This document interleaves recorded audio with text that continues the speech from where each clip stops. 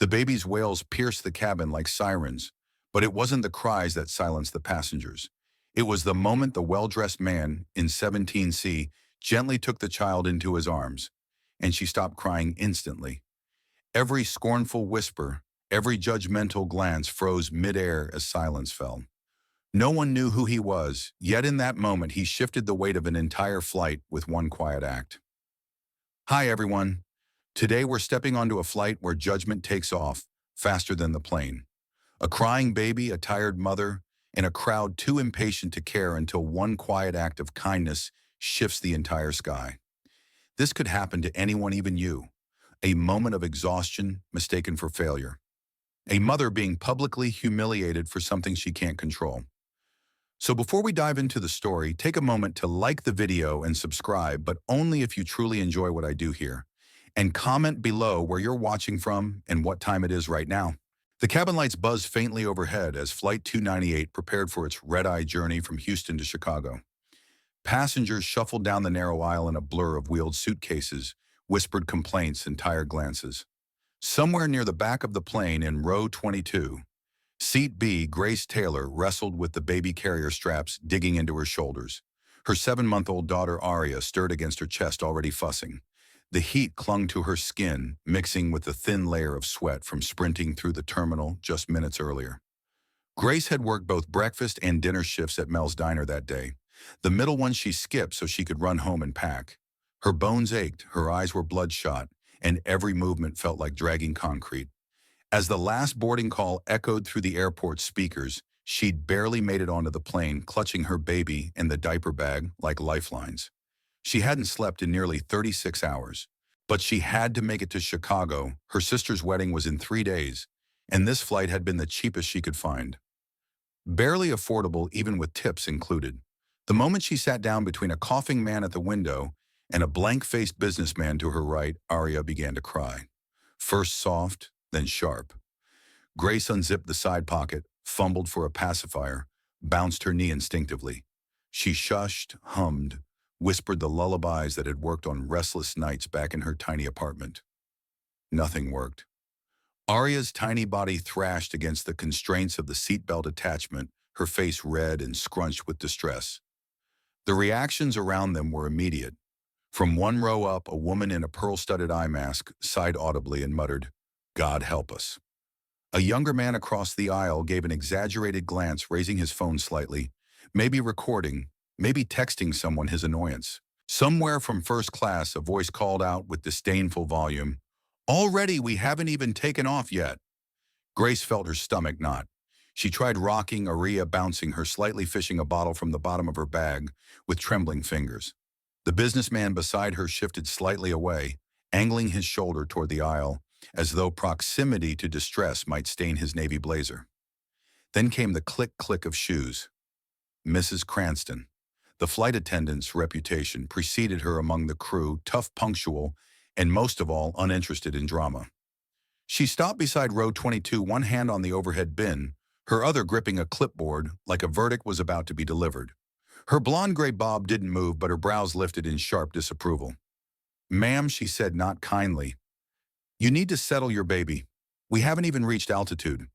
Grace blinked up at her. I'm trying. She's just tired." "I think I understand, Mrs. Cranston cut in, but other passengers are trying to rest. If this continues, I'll have to ask you to move toward the back row." Someone behind them coughed. Another voice chimed in, "Yeah, give us all a break, would you?" Grace shrank deeper into the seat. Her cheeks burned. "I'm sorry," she said quietly, holding Aria closer, rocking harder. "I really am." But it didn't stop. Aria's wailing climbed like a siren, each note echoing down the narrow cabin. Grace whispered apologies no one wanted to hear. Her shoulders trembled. Her hands, red from carrying too many grocery bags and scrubbing too many countertops, held her baby with as much care as they could. But the pressure was unbearable. Mr. Randall from up in first class peeked his head around the curtains separating them from Coach. He was in his 50s, jowly and smug, with a designer duffel resting across his lap. "This is absurd," he announced. "Can someone just tell her to get control of her child?" "Some of us have meetings tomorrow," the passengers murmured in agreement. Mrs. Cranston shot Grace another hard glance, and disappeared up front. Grace buried her face into Arya's curls, willing herself not to cry. But a tear slipped out anyway. Not just from shame, not just from exhaustion, but from the weight of feeling utterly invisible until the moment you became a public inconvenience. She wished she could disappear, take her baby and sink into the floor. She wasn't trying to ruin anyone's night. She was just trying to get to her sister's wedding, trying to be a good mom, trying to survive. Somewhere behind her, someone whispered, "Probably a single mom. They always say they've got it handled." Grace bit her lip hard. The metallic taste of blood was almost a relief. Something real, something to ground her. Arya's cries rose again, shrill and piercing. Grace rocked faster, sang softly, her voice cracking under the weight of it all. Her baby was tired, hungry, and overwhelmed, and so was she. It felt like the entire cabin was turning on her. With every breath, Grace imagined the whispers hardening into complaints, the scowls turning into reports, the world shrinking into a spotlight she never asked for.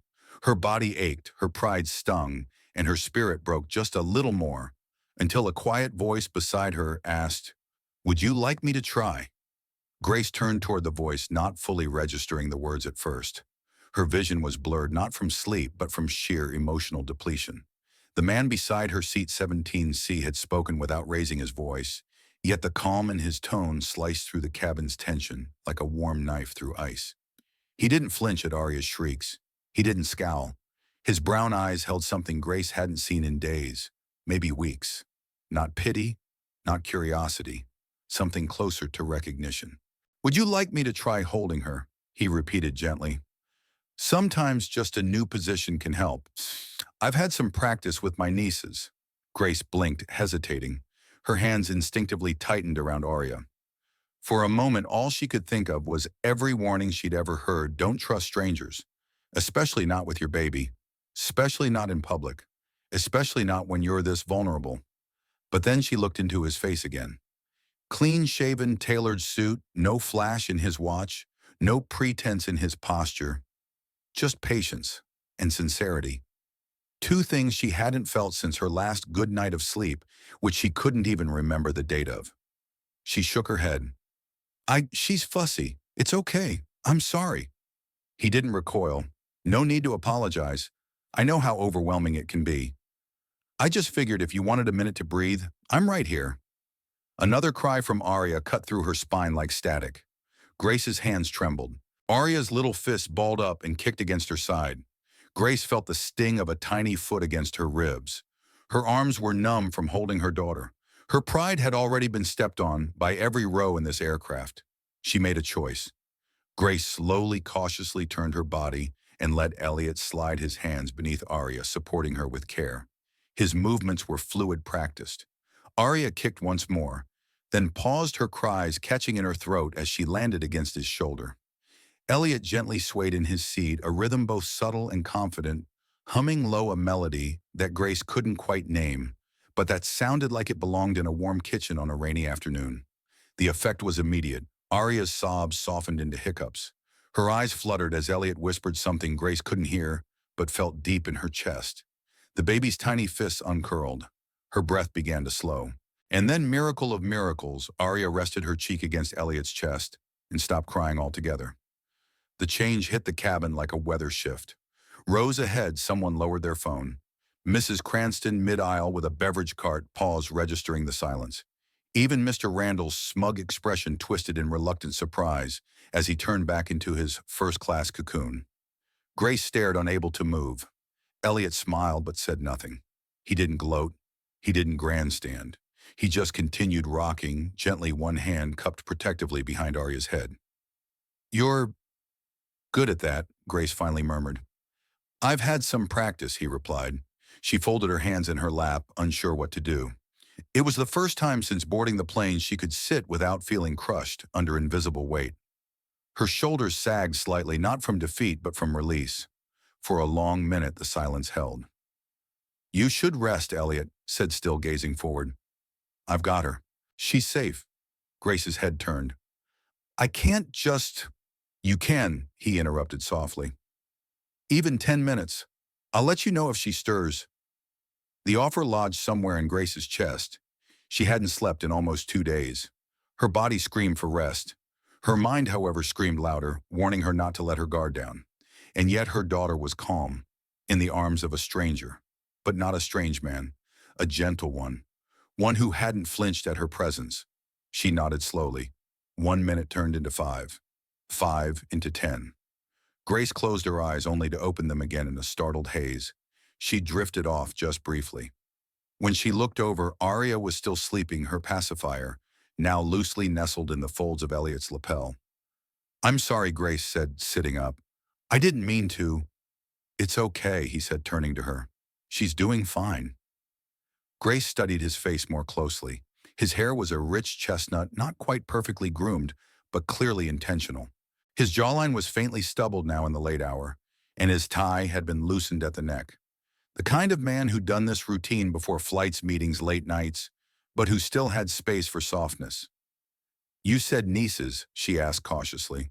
He nodded. "3. I'm the uncle who shows up with cookies and then tries to calm them down after sugar kicks in." Grace allowed a faint smile. "That sounds both sweet and irresponsible." "I've been accused of worse," he replied with a grin. She paused. "I'm Grace, and she's Arya." "Elliot," he said. "It's nice to meet you both." A few rows ahead, someone shifted loudly, breaking the moment. Grace looked down at her hands. The story poured out before she could stop it. "I haven't traveled in over 2 years. I didn't think I could afford to. But my sister's getting married, and it felt wrong not to be there." Elliot didn't reply, just listened. "I've been working 2 jobs. Arya's dad left before she was even born. I kept telling myself I could do it, that being alone wasn't the worst thing. But lately, it's felt like no one even sees me unless I'm in the way." Still no interruption. She continued, voice lower now. "My sister Danielle, she didn't talk to me for nearly a year after I decided to keep Arya. Said I was throwing away my future. We used to be close. I thought maybe this trip would change things." Elliot glanced at her, his expression unreadable but deeply attentive. "I'm sorry," Grace said again. "You didn't sign up for this." "I'm here," he replied. "That's enough." Arya stirred briefly, then let out a soft sigh. Elliot adjusted her gently, never-breaking rhythm. "Most people just stare," Grace whispered. "Like I'm a burden, like she's a mistake." "She's not," he said, his voice steady. "And neither are you." Grace swallowed hard. Tears pricked the corners of her eyes, but she blinked them away. She wouldn't cry again. Not here, not in front of strangers. But somehow, with Arya asleep in the cabin, finally still, the air between them softened. She didn't know what Elliot's job was. She didn't care. For the first time since boarding this plane, Grace felt something she hadn't felt in a long time. Not just seen, safe. The wheels touched down with a jolt that woke Grace from her light doze. She sat up quickly, the haze of sleep still thick in her eyes. Her heart thudding in that instinctual panic all mothers know, where's my baby? But Arya was still nestled safely in Elliot's arms. Peaceful, untouched by the turbulence of the world or the cabin around her. Elliot gently looked over and whispered. She slept through the landing. Grace sat up straighter, brushing a hand over her hair and adjusting the collar of her blouse. She felt flushed, vulnerable, the kind of embarrassment that comes not from doing something wrong, but from letting yourself be seen. Her guard had slipped somewhere over Missouri, and now she wasn't sure how to put it back on. "I can take her," she murmured, reaching out. Elliot nodded and passed Arya back, handling her with the same care she'd shown in the most fragile moments. Grace cradled her daughter, feeling the slight warmth that had transferred from his body to hers. Arya stirred but didn't wake. Her breathing remained soft and rhythmic. As the cabin lights flicked to full brightness and passengers stood to retrieve their bags, the moment began to dissolve. Grace shifted her weight, preparing to collect her things. And then she heard it, a voice deeper, now more assertive. "Mr. Wade, we've arranged for your exit through the VIP corridor just past baggage claim. Would you like the car brought around front or directly to the executive entrance?" Grace turned sharply. Mr. Randall from first class had walked back down the aisle and was now standing beside Elliot's seat with a slightly deferential stance. His tone had flipped from condescending to professional. Elliot cleared his throat lightly. Front entrance is fine. I'll be with someone. Grace stared at him. Mr. Wade. Elliot glanced at her, a flicker of apology in his eyes. I was going to explain, but Grace had already drawn back. You're him, she said the words louder than she intended. Several passengers looked over. The Wade Foundation. The guy who runs those billboards about restoring hope to single mothers. That's you, Elliot, stood slowly, not defensive, not smug, just steady. Yes, he said quietly. But that's not why I... Oh my God, Grace whispered, rocking back slightly. So was I. Part of the plan. No, Elliot replied. You weren't a plan. You were a person sitting next to me, and I wanted to help. Passengers now stood still. Mrs. Cranston paused mid-row. Even Mr. Randall backed away slightly, sensing something bigger unfolding than he had anticipated. Grace's voice wavered. You didn't say anything. You just sat there and let me tell you everything like I was pouring my soul out to a stranger, not knowing you were probably cataloging it for your next PR campaign. Elliot looked hurt, truly hurt. I didn't say anything, he said slowly, because I wanted you to see me without the title. I didn't want the story to be about who I was. I just wanted to be kind. Grace's stomach twisted. The warmth she'd felt on that flight, the security, the safety, was it real? Or was it a calculated move from a man who ran one of the largest nonprofits in the country? Someone who knew exactly what compassion looked like when packaged properly. She stepped away, holding Arya tighter. You don't get to play hero and then disappear behind a foundation logo. You should have told me the truth from the start. Mrs. Cranston stood behind, her eyes narrowed but no longer filled with judgment, something more like curiosity. A few passengers awkwardly shuffled away, giving them space but listening closely. Grace Elliott began. No, she said sharper now. I don't want to be your poster child. I don't want to wake up tomorrow and find our interaction summarized on your website as proof that your mission is working. Mr. Randall muttered under his breath. Told you it was all branding. Elliot turned to him, eyes blazing. Not one word more. Grace froze. For the first time, Elliot's voice wasn't soft. It was filled with a depth of grief and fury, but not directed at her. He turned back to her, gentler now. Please, just give me a minute. Grace didn't move. Elliot exhaled. My mother was an immigrant from Ecuador, he began. She cleaned medical buildings during the night and stocked vending machines during the day. She raised me alone. My father left before I turned 8. She didn't speak English well, but she never let me go to bed hungry. Grace stared, her breath caught. When I got into college, she sold her wedding ring to help cover my first textbooks. She died before she ever saw what this, he gestured toward his suit, the passengers, the name, what this became. The hum of the aircraft had dulled. The aisle was quiet. Even the announcements over the intercom felt distant now. I built the Wade Foundation to honor her, not to save anyone, but to stand beside them, because I know what it's like to be the child of a woman breaking her back to survive. I didn't help you because I pitied you, Grace. I helped you because I recognized you. The tears came fast, not from pity, but from something Grace didn't want to name, understanding. She looked down at Arya, who blinked sleepily now under the fluorescent lights. Her daughter had rested so peacefully in the arms of a man she now couldn't trust, and yet did. Grace turned, walking briskly toward the front exit, past the curious stares and the murmurs. She didn't look back, at least not yet. Outside, as the city lights poured through the windows of the terminal and the weight of travel settled into her bones, Grace reached into her coat pocket for her phone and found a business card. Elegant, cream-colored, embossed in silver. Elliot Wade, CEO, the Wade Foundation, Restoring Hope. One family at a time. Scrawled at the bottom in handwritten ink were just 3 words, call me please. The motel smelled faintly of mildew and worn-out promises. Grace sat at the edge of the single twin bed, Arya nestled against her chest, gently sucking on her thumb. The blanket beneath them felt rough and the curtain barely kept out the parking lot's flickering light. Outside, someone slammed a car door. Somewhere above, water ran through old pipes. But none of that compared to the silence filling the room.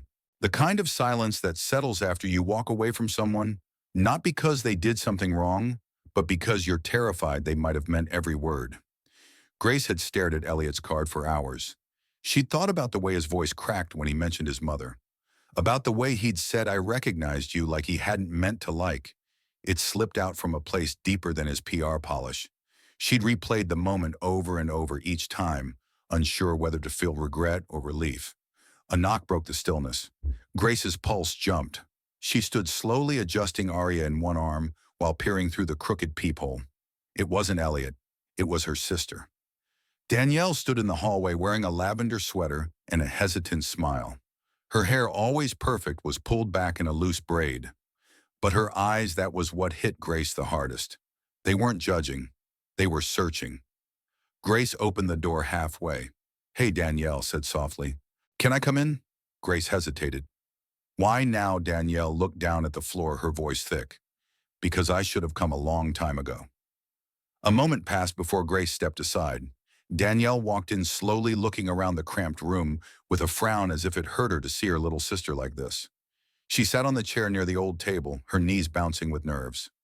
"I've been thinking about you nonstop since I saw your name on the RSVP list," she said. "I didn't think you'd come." "I almost didn't," Grace replied. "But I wanted Arya to meet her family. At least once." Danielle nodded. "You named her Arya." Grace smiled faintly. Mom's favorite opera. That made them both pause. A memory neither of them had shared in years. Danielle's eyes filled. "You remember how she used to hum it while doing dishes?" "She always messed up the ending," Grace whispered. They both laughed. Quiet, sad, true. Then silence again. Grace sat on the bed. "Why did you stop talking to me, Danielle?" "I needed you. When I told you I was pregnant, you disappeared." Danielle looked ashamed. "Because I was angry, and jealous, and stupid." Grace blinked. Jealous? Danielle took a deep breath. "I didn't tell you at the time, but I was trying to get pregnant then. Mark and I had been trying for a year. We kept failing.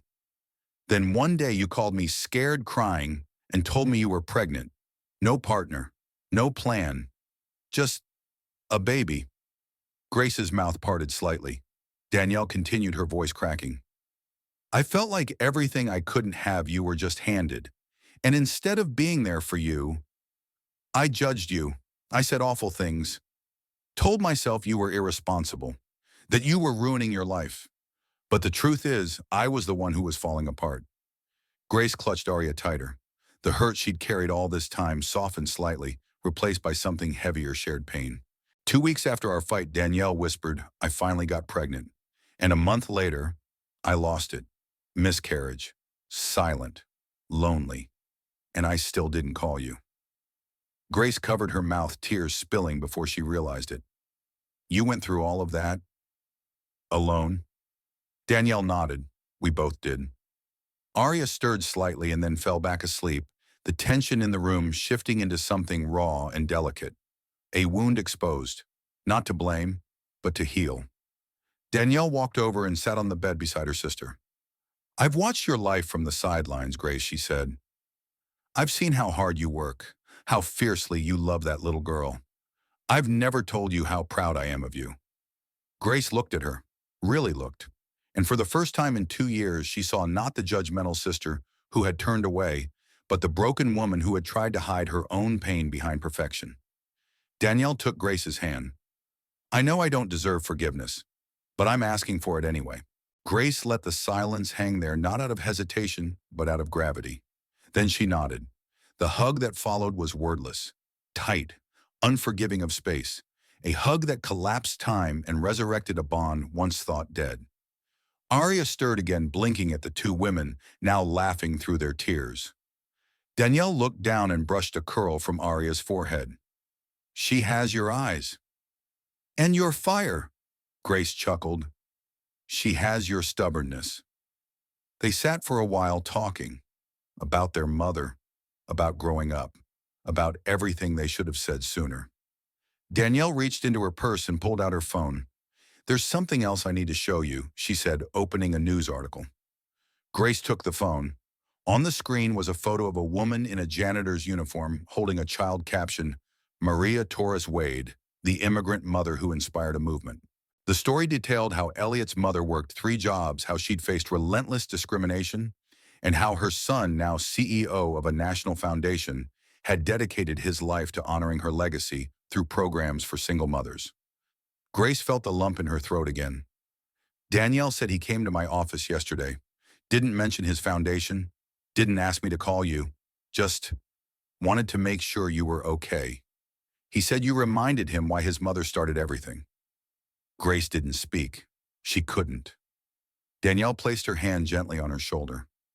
You're not a case study, Grace. You're the reason this world still has hope. The scent of blooming orchids filled the air as soft violin music drifted across the wedding hall. Cream-colored drapes lined the ballroom and golden chandeliers flickered above rows of elegantly dressed guests, their faces glowing in the candlelight. Grace stood near the entrance in a borrowed emerald green dress that hugged her waist just right, making her feel for the first time in years like she belonged in a place that sparkled. Danielle's wedding had drawn family members from 3 different states, and laughter floated through the room like confetti. But Grace barely noticed the glittering surroundings or the clinking of champagne glasses. Her eyes were scanning the far end of the ballroom, heart pounding so loudly she could feel it in her throat. Elliot stood near the stage alone. No entourage, no polished press agent at his side. Just a man in a sharply tailored black tuxedo, hands loosely clasped in front of him, eyes searching the room. The moment their gazes met, it was as if the noise faded into cotton. Grace took a breath, clutching the tiny gold pendant around her neck, a gift from her mother years ago, a reminder to always stand tall, even when the world tried to make her shrink. She walked slowly through the sea of tables and curious glances. Her heels tapped against the polished floor like a quiet drumbeat leading to something sacred. Elliot straightened as she approached, but he didn't move forward, not yet. His eyes were wide, hopeful, and vulnerable all at once. Hi, Grace said softly, stopping just in front of him. Elliot breathed a sigh, a mix of relief and awe. You're here. I wasn't sure I would be, she admitted. I wasn't sure you'd ever want to see me again, he replied. They stood in silence for a beat too long, but neither turned away. Grace looked down. I read about your mom, and I talked to Danielle. She told me everything, including what you said when you came to her office. Elliot nodded slowly, his voice thick. It was never about trying to fix your life or turn you into a story. When I saw you on that flight, tired and trying your best, it reminded me of her. Not because you're struggling, but because of your strength. Grace blinked back tears. You could have told me who you were. I know, he said, and I was wrong not to. I like being nobody for once. Just a guy sitting beside a beautiful woman, doing everything she could to hold her world together. She let out a shaky laugh. You've got a way with words. Only when they matter, he said, stepping a little closer. The music behind them shifted to a slow waltz. On the dance floor, Danielle and her new husband shared their first spin as husband and wife, glowing beneath the soft lights. Guests watched with gentle smiles, but Grace saw none of it. Elliot looked into her eyes. I don't want to be a chapter you regret, or a headline in someone else's story. I want to build something real, with you, with Aria. Grace's breath caught. Why? Because when you placed her in my arms, it wasn't pity I felt. It was purpose. I've donated millions, built programs, opened housing centers, but holding your daughter, it was the first time I felt like I had something to lose. Tears spilled down her cheeks. And what is it you want to gain, she whispered. He reached into his pocket and pulled out a small velvet box, but he didn't open it. Instead, he held it lightly, as if the gesture mattered more than the object inside. I want to be a part of your world, not to rescue you, but to walk beside you, to love Aria like my own, and to love you for everything you are not, in spite of the hard parts, but because of them. The room quieted as a new melody swelled. Guests turned their heads. Danielle from the dance floor gave a small nod to Grace, a silent, "It's your moment now." Elliot opened the box. Inside was a delicate gold ring with a single understated diamond, nothing flashy but elegant and warm. A ring that spoke not of status but sincerity. He knelt slowly, looking up at her with the same eyes that had watched over Aria, without judgment, without calculation, only care. Grace Taylor, he said, his voice shaking. Will you let me be part of your story, not as a benefactor or a name on a card, but as a partner, a father figure to Arya, and someone who will love you for the rest of my life? Gasps rippled through the crowd, but they faded fast. All that remained was the pounding of Grace's heart and the tears she could no longer hide. She took the smallest step forward, then another, and placed her hand over his. Yes, she whispered. Yes, I will. Elliot stood, placing the ring gently on her finger. The crowd around them erupted not in polite claps, but in real heartfelt applause. Even Mr. Randall, standing in the back near the open bar, offered a small nod of reluctant admiration. Mrs. Cranston, who had arrived at the wedding to deliver a misplaced carry-on bag, smiled faintly from the corner and whispered, "Maybe I misjudged her." As the music swelled once more, Elliot pulled Grace into a quiet embrace. Her head rested on his chest. Arya, asleep in the nursery upstairs, would never remember this moment, but one day she'd hear the story. The night her mother stopped running, the night a crowded flight turned into a path toward healing. The night the walls of shame and fear crumbled under the weight of something stronger than circumstance. Love. Pure, unfiltered, undressed by class or color. Just love.